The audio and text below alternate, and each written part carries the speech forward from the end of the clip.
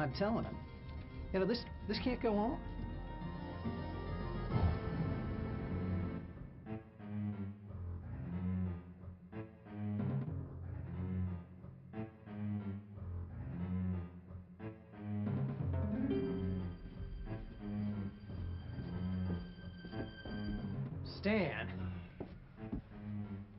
Stan, look, this can't go on. You gotta find a way to get to work on time. I don't know. I'm stuck. I guess I'm just gonna have to let him go. Kyle, you can't do that. His writing rocks. There's no one around here even in his league.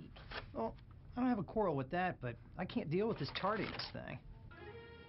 Tell you what, transfer him to my group. In what you just saw, Kyle and Amy are both managers of creative teams, but they seem to have very different ideas about what it means to be a manager. Certainly, part of a manager's job is to deal with problems, but the experience of outstanding managers all over the country tells us that if you focus your time and energy on what's right with people, productivity and personal satisfaction will increase among the people in your work group. In many ways, management genius is the ability to see what's right with people.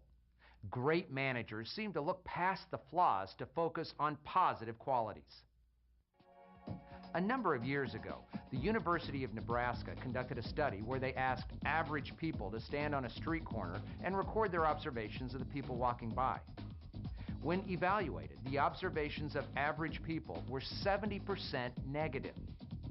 Then the study was repeated, except for this time, instead of average people doing the observing, outstanding managers were placed on the street corners.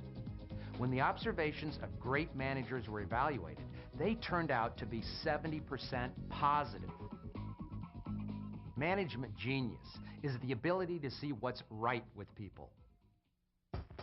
And now, I'd like to recognize a guy who always goes above and beyond.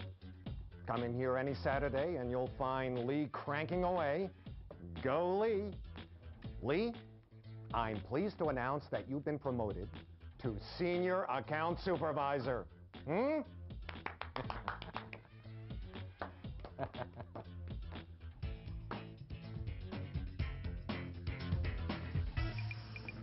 Yeah.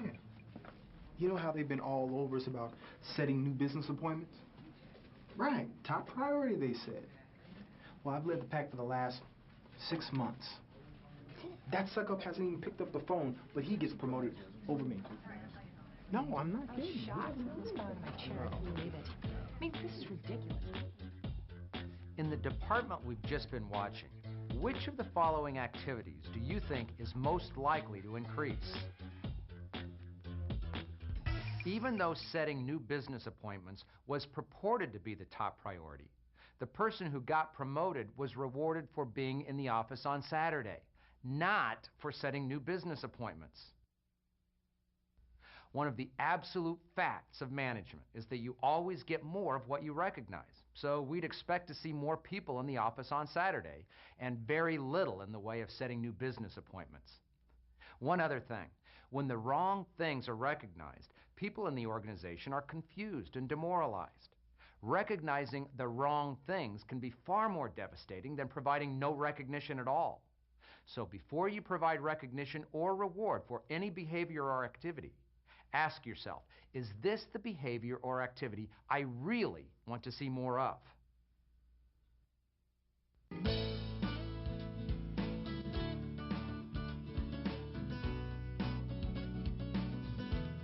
A few more years ago than I care to admit, I was a gangly, awkward, and painfully shy teenager struggling to get through high school in a small farming community in Indiana. In gym class one day, we were introduced to a game called Bombardment. I looked across the gym at guys who all seemed to be about a foot taller and 100 pounds heavier than me.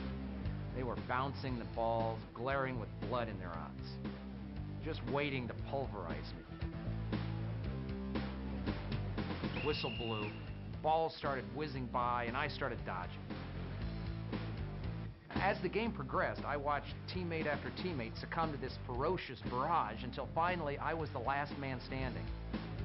Balls kept screaming past my head, and I kept darting out of harm's way.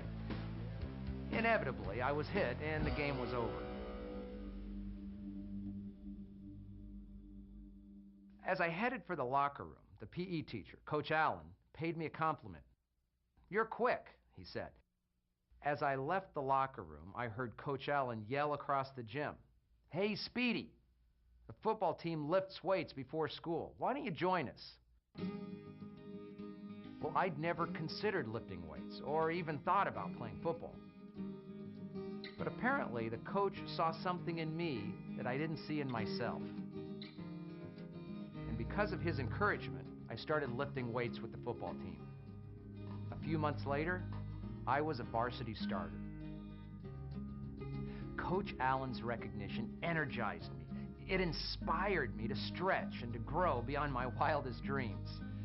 Much of the success I've enjoyed in my life, on and off the football field, I can trace back to Tom Allen's recognition of an awkward, gangly teenager struggling to stay alive in a game of bombardment. As a manager, please always remember, recognition is one of the most powerful forces on the planet.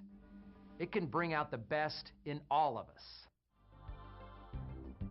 Now, let's review the key concepts from segment number 2, the foundation of recognition. When you focus your time and energy on what's right with people, productivity and personal satisfaction soar. Management genius is the ability to see what's right. Abandon the find out what's wrong and fix it mentality. You always get more of what you recognize, so be thoughtful about what you recognize. Recognition causes people to stretch and grow.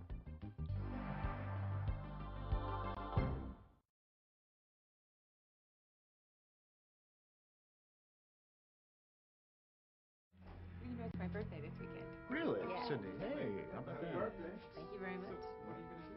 Oh, my husband has this whole